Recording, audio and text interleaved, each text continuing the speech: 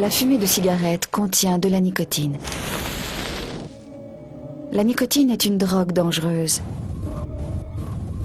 Quand on fume autour de vous, la fumée se répand partout. Et la nicotine pénètre dans votre corps, même si vous êtes non-fumeur.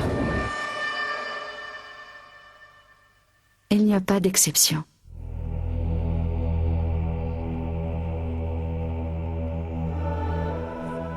Quand une cigarette se consume, elle produit près de 4000 substances chimiques différentes. Les plus toxiques sont les différents goudrons qui endommagent les tissus des bronches et des poumons, les nitrosamines qui provoquent des cancers, l'acroléine, présente elle dans la fumée, et le monoxyde de carbone.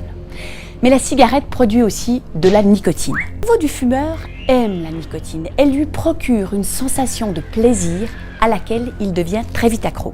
Il réclame alors des doses de plus en plus importantes pour continuer à être stimulé.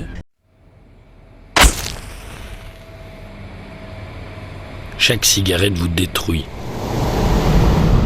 De récentes études scientifiques démontrent que la fumée du tabac attaque un gène vital qui protège les cellules pulmonaires contre le cancer. Une seule cellule abîmée suffit pour développer un cancer du poumon. Le tabac est un facteur de risque de cancer. In your body, healthy cells grow, make new cells, then die. Genetic material inside each cell, called DNA, directs this process. If you smoke, toxic chemicals can damage the DNA in your healthy cells.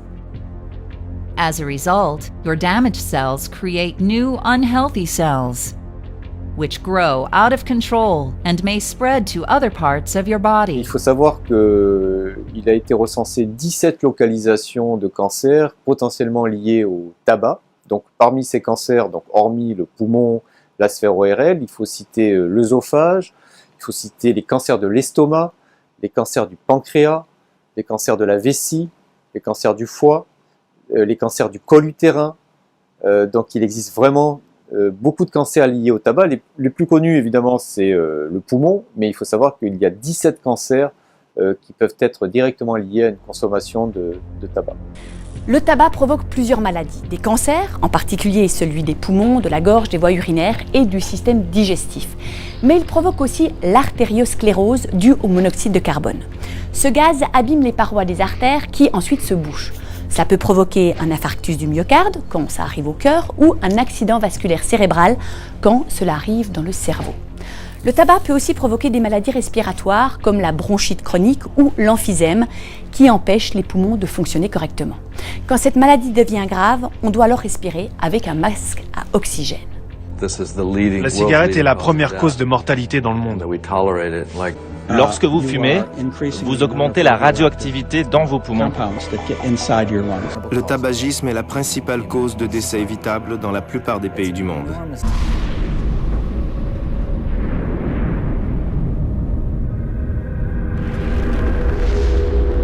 Dans le monde, 5 millions de fumeurs décèdent chaque année.